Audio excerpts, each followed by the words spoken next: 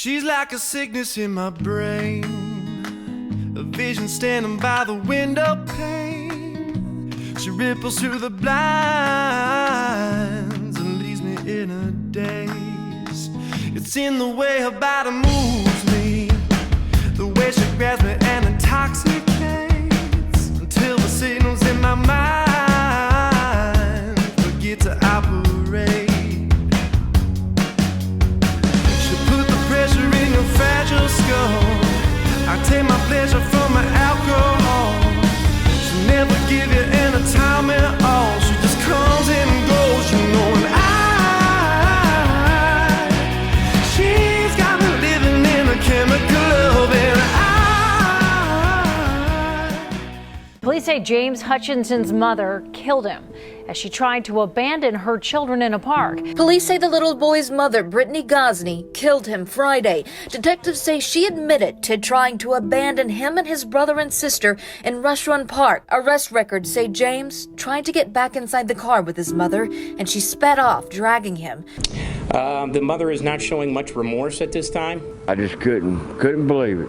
I couldn't believe it happened to that little kid. I'm sorry, as a mother myself, I can't even imagine how you could do that to your child, your own child.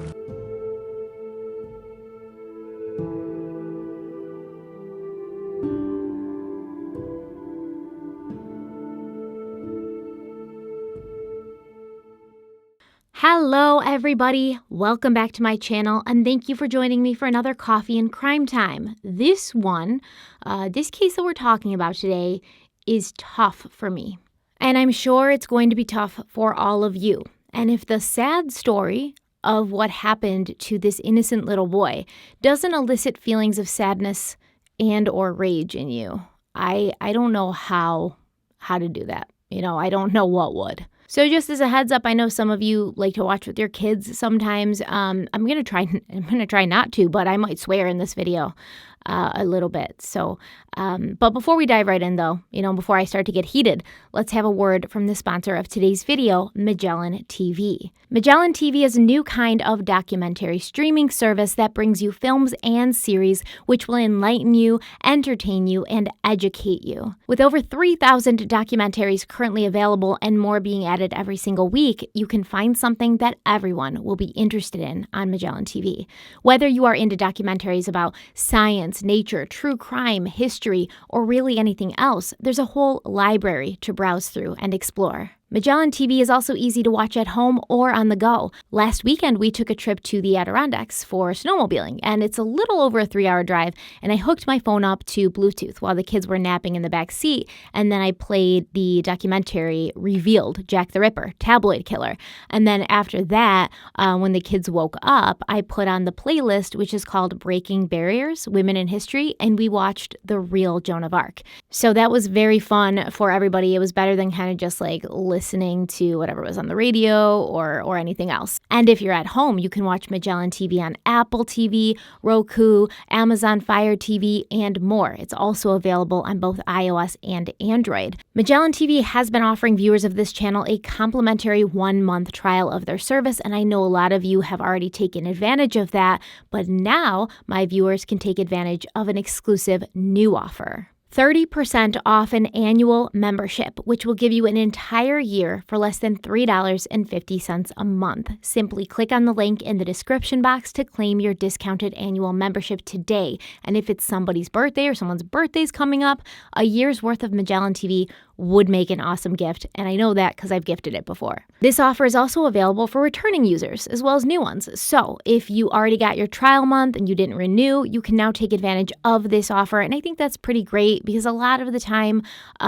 people who already have tried the service, they can't get the new deals. So head to the description box and check out Magellan TV. I truly think there isn't one person out there who won't be happy that they did. Thank you so much to Magellan TV for sponsoring my channel, and let's dive into the case. James Hutchinson was a 6-year-old boy with a huge smile. He lived with his mother, 29-year-old Brittany Gosney, her boyfriend, 42-year-old James Hamilton, and his two older siblings. And his siblings were aged 7 and 9, and they lived in Middletown, Ohio. He was a first grader at Rose Parks Elementary School, where he started each day by giving his teachers a hug. He was described as happy, a joyful soul who loved school, who loved life. Every single day, he would come running towards the front doors of the school building with a giant smile on his face, and he gave the biggest, and as they said, the bestest hugs you've ever imagined. That was James on a daily basis. You know, oftentimes in education, we have incentives to reward students for making their dreams come true and reaching their goals. One recent incentive at Rosa Parks Elementary, we found James in the cafeteria with a big smile on his face because he was rewarded with the lucky lunch tray. And that was important to him. The staff just shared how joyful he was to be able to receive the lucky lunch tray. James's father, Lewis Hutchinson, said that the whole room could be down in the dumps and James could walk in and bring joy to all of them. Lewis said, quote, "He was really funny. He loved to give hugs to everyone. He was a great kid," end quote. James's kindergarten teacher, Lee Pfeiffer, said that James came to school with a smile on his face every morning. He was well behaved, he worked hard, he loved helping others, and he had a positive attitude at all times. Every morning, he was the first student who would greet her. On February 28th, 2021, James's mother, Brittany, and her boyfriend, James Hamilton, walked into the Middletown Police Department and reported 6-year-old James missing. It was 10 o'clock in the morning, and they had Brittany's other two children with them. Together, Brittany and James told detectives that the 6-year-old went missing from their home the previous night. But police felt there was something missing from the story. And it was a little unusual because usually when you have a missing child, the first thing to do as the parents is they contact the police. They said he was missing since Saturday night. That was an unusual situation. And Brittany and her boyfriend couldn't seem to get on the same page about when they'd last seen James. So Brittany and James Hamilton were questioned separately. At this point, Brittany Gosney gave detectives the real story of what had happened to her son. She claimed that her boyfriend, who I'm going to call Mr. Hamilton from now on because it's kind of confusing with Brittany's boyfriend and her son sharing the same name, but trust, this is not an indication of respect because I have none for this man, zero respect for this man. Anyways, Mr. Hamilton had apparently been pressuring Brittany to get rid of her 3 children. So at 3 o'clock in the morning on Saturday, Brittany loaded her 3 children into a 2005 Dodge Caravan that was registered to James Hamilton, her boyfriend. And she drove them 54 miles to Rush Run Wildlife Area off of Ohio 127. And this was a place she claimed she'd chosen because she and Mr. Hamilton had brought the kids fishing there before. So according to MapQuest, from where Brittany lived with her 3 kids and her asshole boyfriend to Rush Run, it's about an hour drive. An hour that this woman sat in the car with her 3 children, all under the ages of 10, knowing what she was about to do to them. Once they arrived, Brittany took her 3 kids out of the van, and then she left them, right? She got back into the driver's seat, and she hit the gas. She was planning to abandon them there because she is an asshole. But little 6-year-old James didn't want to be left. It was the middle of the night. It was dark. And he was probably terrified, so he grabbed onto the handle of the car door, attempting to get back inside the car. And did Brittany stop driving? No, she did not. She continued on with her plan to leave her 3 small children in the middle of nowhere, in the middle of the night, where anything could have happened to them. And she kept driving. The police report claims that Brittany dragged 6-year-old James and possibly ran over him. Now, you might wonder why the police report is so vague. Well, because they haven't found James's body yet. So they really only have Brittany's word to go on. And I think that's going to be important in a couple minutes. So just remember that. The police report also said that Brittany turned around to check on James, like turned around in her car, but he was dead. Hello, everybody. Editing Stephanie here. So I just wanted to clarify. When Brittany came back to check on James, it wasn't right away. She didn't drag him and possibly run over him and then turn right around. It appears that she did not turn back around and check on him for another 30 to 45 minutes. So I just wanted to make that clear because he could have still been alive and she may have been able to call for emergency assistance and save his life. But instead she left for at least a half an hour before coming back.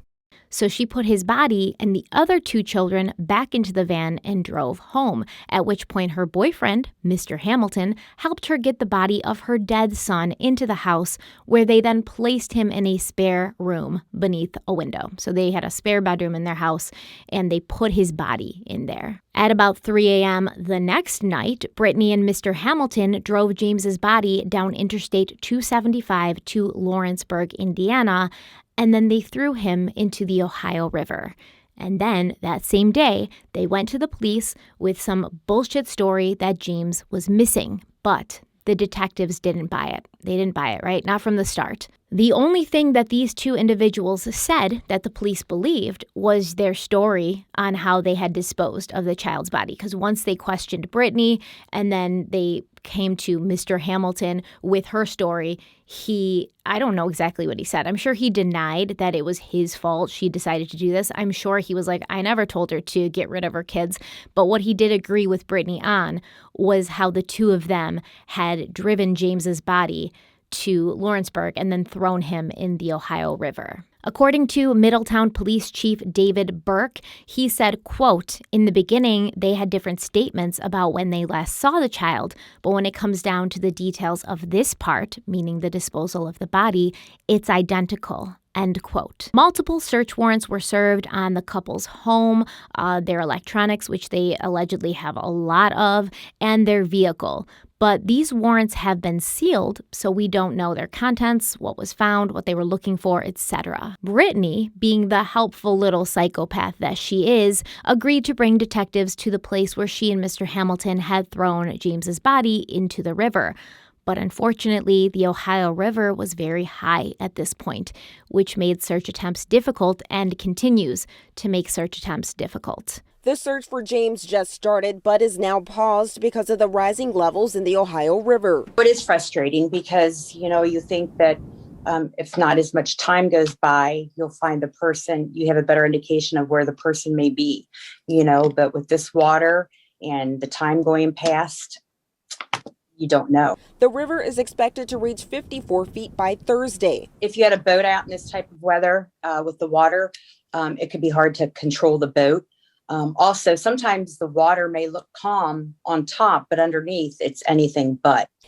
Items are moving by us so quickly, logs and large debris, that it's hard to see what we're even looking for. I don't want to be in any waterways at this point. When the water rises rapidly after a long winter, it's going to pick up all sorts of debris that are on the riverbanks. So as you can see, the water is kind of churning a little bit, lots of items. So the area where they disposed of James's body is in Preble County. And Preble County Sheriff Mike Simpson said, quote, "The water has been up for days. It is coming down. I had the opportunity to fly over the river and look at it. It's like looking into a glass of chocolate milk. It's just mud. The river is going down, but it's still a great challenge." End quote. On March 5th, 2021, Brittany Gosney and James Hamilton were indicted by a Butler County grand jury on a total of 31 felony charges for the death of 6-year-old James Hutchinson, as well as crimes against his siblings, who were obviously removed from their mother's custody and are currently in a safe place. Brittany was indicted for murder, involuntary manslaughter, gross abuse of a corpse, and 2 counts of endangering children. She was also indicted for tampering with evidence, and there were also 3 counts of kidnapping and 3 counts of abduction. James Hamilton was indicted on 2 counts of gross abuse of a corpse and tampering with evidence. He was also indicted on kidnapping and 2 counts of endangering children for alleged crimes that were committed between February 25th and February 26th. And so these charges of endangering minors or endangering children, they're apparently separate from the charges that have to do with his involvement in what happened to James Hutchinson. And so that's interesting. So this leads me to believe the police found out a lot lot more in the course of, questioning these people, maybe questioning family members, maybe questioning people around them. Maybe they found out a lot more even through the search warrants that led them to believe that James Hamilton had done something to endanger one or more of Brittany's 3 children before this even happened. During the arraignment hearing, when the judge was reading the charges out loud to Brittany, he asked her if she wanted a court-appointed lawyer, at which point she responded, quote, "I have a learning disability. I don't understand what you are saying," end quote. And I don't even know what to say about that. I'm not sure if she was saying she didn't understand the charges. I'm not sure if she was saying she didn't understand that the judge was asking her if she needed a court-appointed attorney. I'm not sure what she didn't understand about the whole thing. But yeah, she definitely needs a lawyer, because if she has a hard time understanding what's happening just in these early court proceedings, I don't want that to be a reason that she later gets off for this crime because she claims she had no idea what was happening around her. Either way, public defenders for both Brittany and Mr. Hamilton have entered not guilty pleas for these people, because I guess everyone needs to have a dream, right? No matter how unrealistic it is. Okay, let's discuss this a little bit. First of all, I need to know more. I need to know what the relationship between Brittany and James Hamilton was like. How long have they been together? Was he abusive towards her? Was he abusive towards her children? Were they both on drugs? Where did their souls go? When did they lose them? I need to know the exact reasoning that James Hamilton gave Brittany when he instructed her to get rid of her children. Did he say specifically why he wanted her to get rid of her children? Was it a money issue? Were they struggling and they couldn't afford the extra mouths to feed? Did he just not like children? If this is what Brittany is alleging happened, that she did this to her kids because her boyfriend told her to, what reason could this man have possibly given her that would have convinced her to drive her kids to the middle of nowhere in the middle of the night and leave them? And this does bother me too, this lack of accountability on Brittany's part, because I'm not saying that James Hamilton, her boyfriend, didn't instruct her to get rid of the kids or even suggest that he may have wanted her to be childless. He very well could have. But the fact that you then went ahead and did it, and then you're trying to act like you only did it because he told you to or made you feel like he wanted you to, you're completely removing the responsibility from you. You're removing the fact that even though this is what he asked you to do, allegedly, you're the one that did it, right? You're the one that made the choice to go ahead and do this instead of making the choice to tell this dude to get the hell out of your house. So I guess what I'm trying to say is whether James Hamilton did pressure her to do this or not, there had to have been a part of her that agreed with him, that wanted to do it, since she's the one who carried out their evil plan. And speaking of plans, what was the plan after Brittany drove away from her kids and left them? Did she expect them to just disappear? It's pretty likely that, they might have started walking and eventually hopefully found someone or knocked on the door of a house. And then it would have been discovered what Brittany did, and she would have been arrested regardless, because these were small children, but they weren't small children who wouldn't have the means or capability to verbalize what had happened, right? James was 6.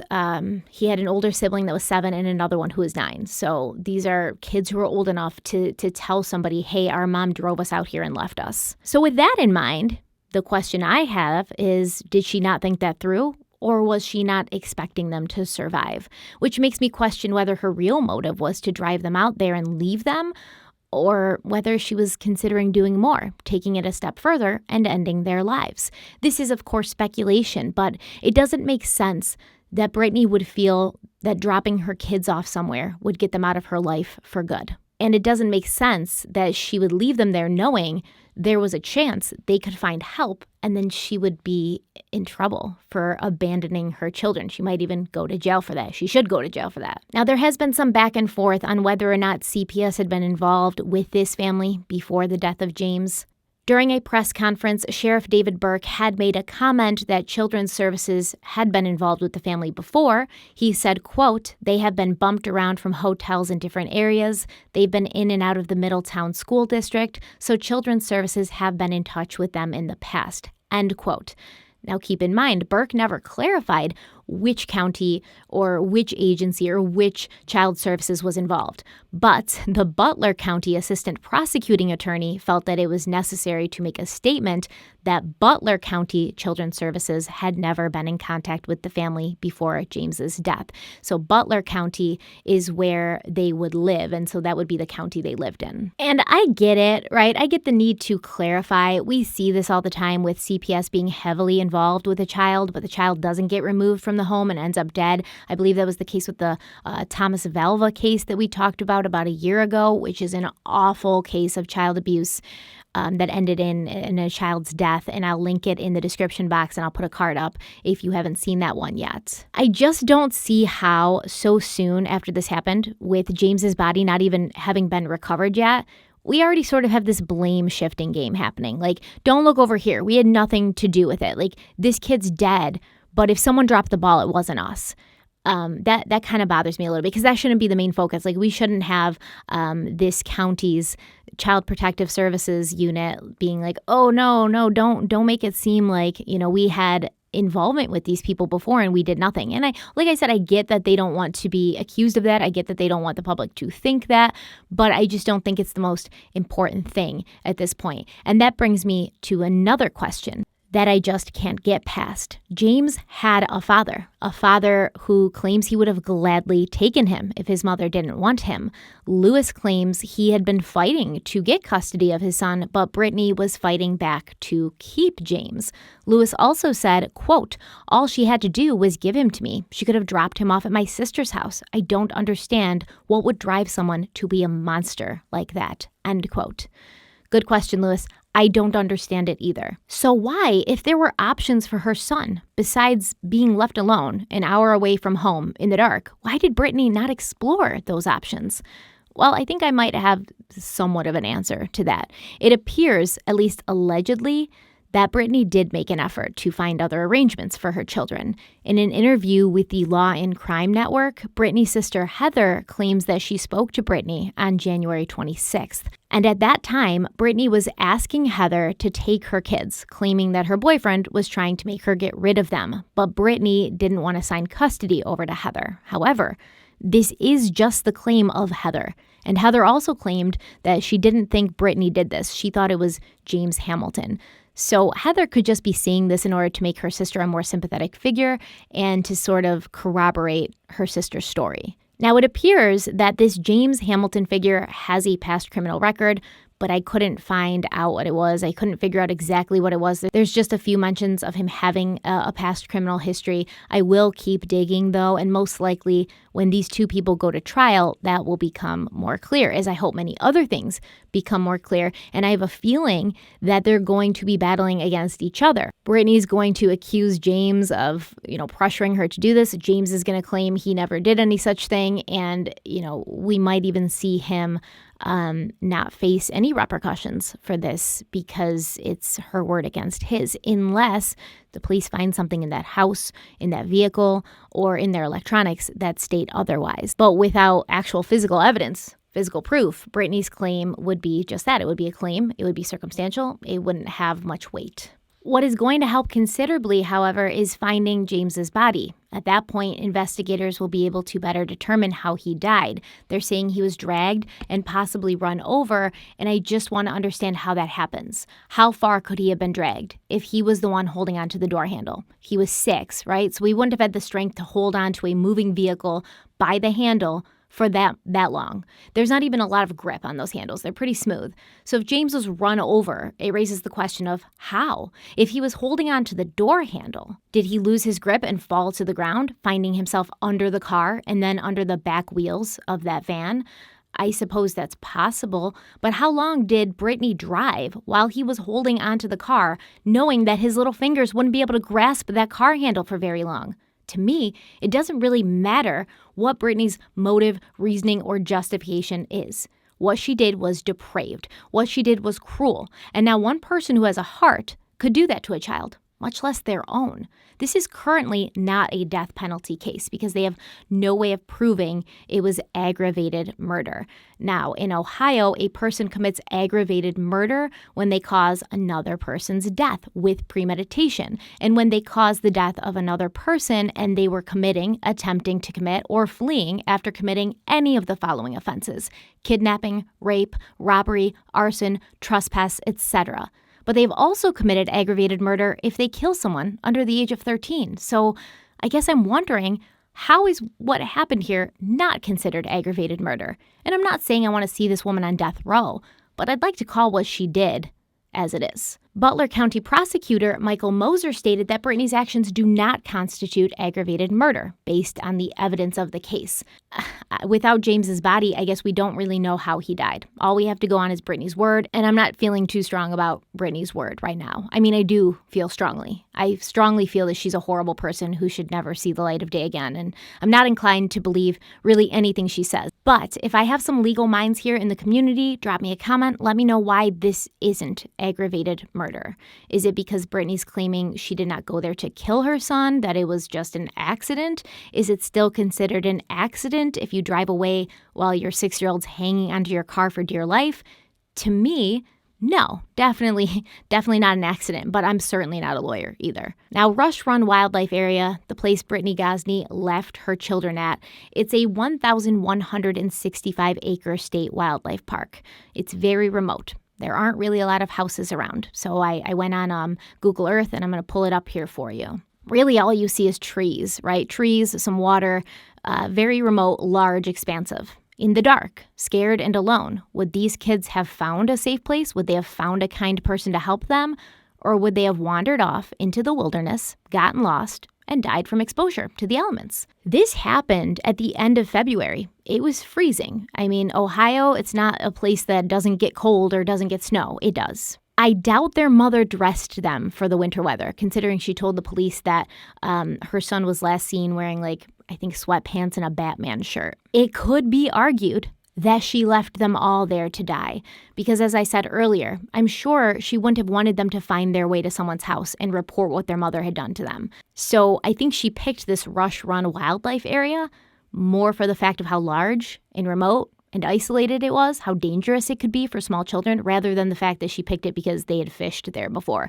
Yeah, I'm sure they did go fishing there before, and while they were there fishing, she was like, wow, this place is really isolated in the middle of nowhere, and if I left my 3 kids here alone, they probably wouldn't survive. That's just my opinion, though. Don't come for me. Also, in my opinion, this woman should have been charged with 2 counts of attempted murder for her other 2 children, because I can't imagine what she thought the outcome would be after leaving them there like that, right? You know what I'm saying? I think that she left them there because she knew they wouldn't survive. But that's just my opinion. So 23 hours ago, NBC4, which is in Ohio, a Columbus, Ohio news station, they posted that a dive crew searching for the body of James Hutchinson Wednesday. I'm recording this on a Thursday, so the day after. It says crews last searched for Hutchinson on Sunday, so the day that he was reported missing. It says no boats were used in the water due to high levels, but a helicopter was used to assist in the search. And like the Preble County Sheriff said, the water was like chocolate milk. It was murky. It was dark and hard to see through. So I don't think that would have been very effective. So now we have a dive crew on the scene, and hopefully that will be more effective, and I think it will be. But yeah, I think that this trial for this case is going to bring out a lot of stuff. I think there's going to be a lot of arguments between Mr. Hamilton and Brittany. I think they're going to be both pointing the finger at each other, but I hope that they both go down for it, because, he did help her dispose of her son's body, so he must have known something about what she was going to do. Because imagine you're a guy, a normal guy, and you're dating a woman, and she's got kids, and then all of a sudden she comes home in the middle of the night with 2 kids who are alive and the body of one of her children who is dead, and you had no knowledge of what she was going to do, and she comes home with this, and she's like, oh, I need your help. Would a normal person who had no prior knowledge be like, yes, let me help you dispose of this body and implicate myself in a crime? Would a normal person do that? I don't think so. I think a normal man who had nothing to do with it would be like, this woman's crazy and I need to go to the police, and I'm definitely not going to help her get rid of the body of her son that she killed. So I do think he was definitely very much involved. But it's still a case that is, coming out. Things are coming out about it all the time. It's pretty new. So I just wanted to tell you guys about this case, bring awareness to it, and have you keep an eye on it, because this little boy was so sweet, so innocent. He did not deserve this. His siblings didn't deserve to be part of this, to be a witness to this. Because imagine his two siblings, I believe he has a brother and a sister, they're outside of the car while this is happening. They saw this happen to their little brother. Can you imagine how traumatic that will be for them, how it will never leave them? And I don't think that a lot of people consider that, but they witnessed this happen. So I wanted to let you guys know about it. It's still developing. When new information comes out about it, I will update you. I'm going to keep an eye on this case. I hope that these two people go away for life and never, ever subject normal people to their presence again. And that's all I have to say about it, but I want to see what you guys have to say about it. So leave me a comment. Let me know what you think about this case, what you think about the fact that it's not going to be considered aggravated murder. Does it make you as angry as it makes me? But I have kids, and even if I didn't have kids, I would still be just as outraged and confused and upset about how anybody could do this to a child when there's so many other options. And I mean, I know it's hard out there. We're always like, oh, somebody else would take those kids in, but the foster system is overwhelmed right now. There's just not enough foster parents for the amount of kids that need homes. And I don't know, if anyone out there has ever considered becoming a foster parent. It's a big responsibility. It's tough. It's very tough. But you're doing an angel's work, and I've often considered it myself, but I just know in my current situation how busy I am. Like, I don't have the time to give to a child. But when I'm older, when I'm retired, when I'm not working, I very well might become a foster parent, because these kids need somebody who's going to love them and help them and take care of them.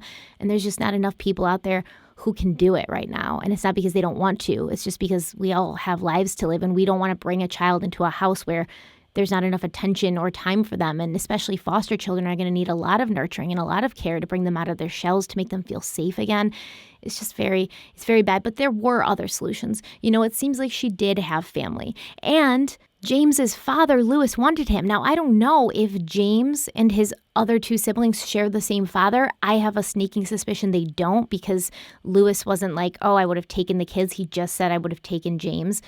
But still, there has to be somebody out there who can help you with this. So let me know what you think about it in the comments section. Don't forget to check out Magellan TV. Don't forget to follow me on Instagram and Twitter and TikTok now. I'm starting to get active on TikTok, so I'm going to put my handle in there in case you guys want to follow me. Thank you guys so much for being here. Like the video if you liked it. Share it if you think it's worth sharing. And I do think it's worth sharing, but I'm not going to force you. Subscribe if you haven't already. And don't forget to check to make sure you're still subscribed if you have already subscribed, because YouTube sometimes unsubscribes people from my channel. And this isn't a conspiracy theory, guys, okay?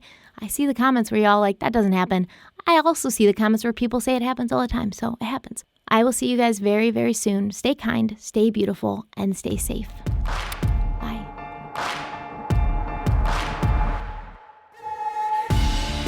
Well, the levee don't break now, and the bottle's going straight down, and that river runs deep, the mountains get steep, and the voices getting too loud.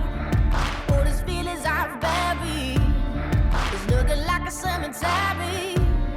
They coming back from the grave, calling out my name, better say I have Mary. Well, you don't know how deep it goes until it's getting you slowly. So you got to let it go. I got blood